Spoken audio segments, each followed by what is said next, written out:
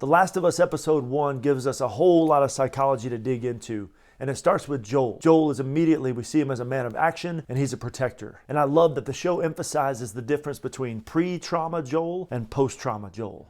Baby, I'm sorry. Joel, we gotta go. Sarah, listen to me. It's not just the Adlers. We're gonna be brave, and we're gonna get out of this. Before the trauma of Sarah's death, Joel had all of his strong characteristics, but he was also open. His heart was open to love. Love coming out, love coming in. We're not sick. Sir, we are not sick! After Sarah's death, they immediately flash forward those 20 years, and the first thing we see Joel do is take a dead body of a child and throw it into the fire.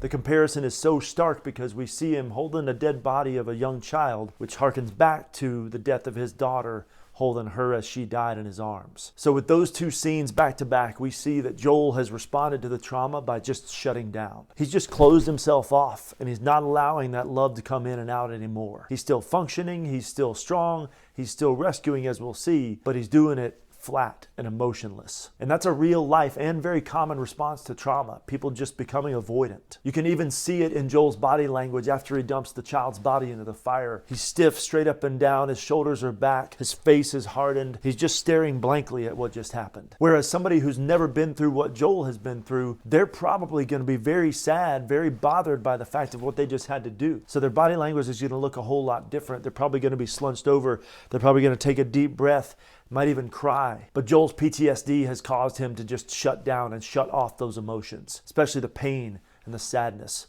Number one, because they're just too uncomfortable, too unbearable. And number two, because they get in the way of his survival, of his truly trying to make it through each day and protect the people around him now. And Joel's nervous system has him in a constant fight mode, which is one of the reasons he's so quick to take action. One of the downsides to staying in fight mode all the time is it's just exhausting. You can't sustain that. But trauma doesn't let you just turn it off like turning off a light switch. So somebody in fight mode all the time, they truly can't rest. They try to sleep and they can't fall asleep. And the show portrays another symptom of PTSD when it shows Joel trying to fall asleep by drinking a lot of alcohol and taking pills. Tess, on the other hand, is a perfect partner for Joel because where Joel's specialty is action, Tess's specialty is strategic planning. Somebody like Tess who's able to think clearly and strategically in a stressful situation is someone who has worked to learn how to regulate their emotions. And we don't know yet all the traumas that Tess has been through, but we know just by nature of the fact that she's living in this time period, she's very well versed in trauma. She's even able to help Joel regulate his emotions in the moment, and she uses 3 tactics that are actually helpful in real life too. I was in federal lockup all day. I need you to take a breath. What? Joel? What? First, she uses physical touch. She holds his hand through the conversation. And physical touch can be a very regulating thing for people. It can do things like lower your heart rate and your blood pressure and boost the happy chemicals in your brain so that you feel a little better in the moment and you can calm down. The next thing Tess does is use eye contact. If we can get somebody to look us in the eye, it can ground them in the present moment. A lot of times when somebody's overwhelmed or angry, they'll start looking all around, they'll look down, their eyes are bouncing everywhere. But if you can hold their hand, ask them to look at you in the eye, it can activate their senses in the present moment rather than whatever it is they're worked up about in the future or the past. And finally, she tells Joel, I need you to take a breath. And breathing in deeply, especially breathing in deep through our stomach, that can activate what's called the vagus nerve in our body.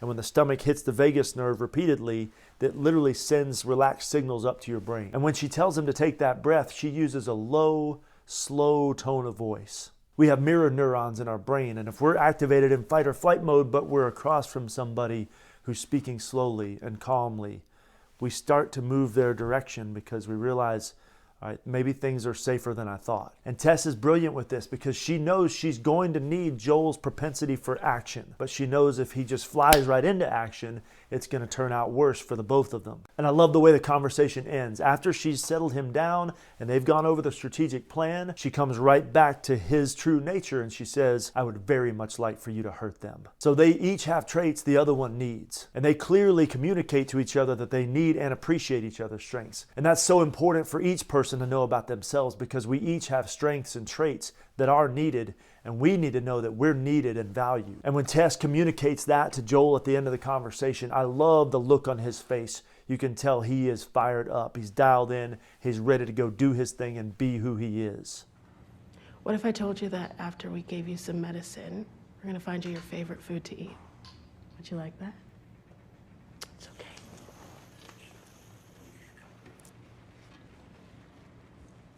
You're safe.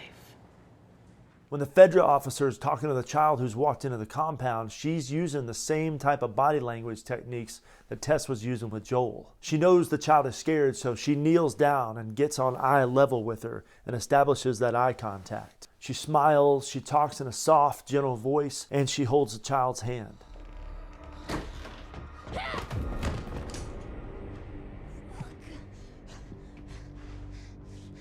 Joel? When Ellie enters the story, we quickly see that her way of getting out of stressful situations is the exact same as Joel. She's gonna fight. We learn early on that she's an orphan, and people who literally grew up as orphans have something in common with people who may have had parents around, but maybe those parents weren't around enough. Maybe they weren't there for them emotionally. Maybe they were neglectful in some way. One of their needs, their legitimate needs, didn't get met enough.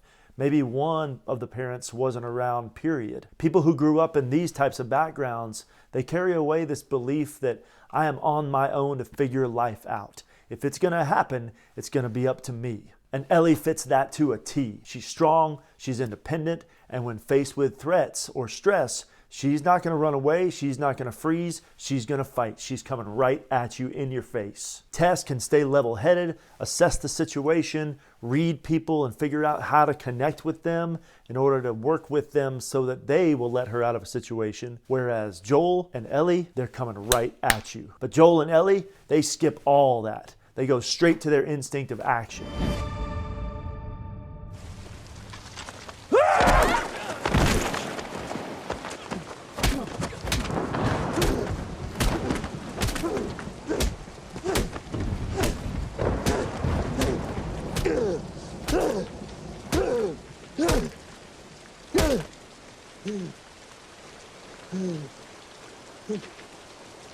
And we see all that play out at the end of the episode when Joel beats the Fedra agent to death. He's not even really here in this present moment. His mind is in the past because this is a PTSD flashback. He's living out right now what he wishes he did when that soldier killed his daughter 20 years ago. He spent years reliving that moment over and over and over, feeling the pain again and again, and also rehearsing how he would do it differently if he ever had the chance once again. Well, in this moment, he does. He takes the anger that he felt from all those years ago that he's been holding in all this time, and he projects it. He vents it right onto this current soldier in this present day. He doesn't have to numb out anymore through drinking or pills to try to escape those memories and those voices in his head. They portray this moment of PTSD flashback really accurately because when you're in this mode, your vision does start to get blurry and you don't really hear things. Everything gets tuned out other than what you're focusing totally and solely on. So physically he's there, but mentally he's in the past. And he's unleashing this rage, and you can tell he's not really there mentally because at the end of it all, you can see the expression on his face. It's like he almost snaps out of this trance and he looks around and he looks at his hand. And it's like this realization hits him. And Ellie's expression at the end of it shows that she's a little scared, but ultimately deep down, she likes this. And she feels this fascinating connection to him and also feels liberated because of what he's done.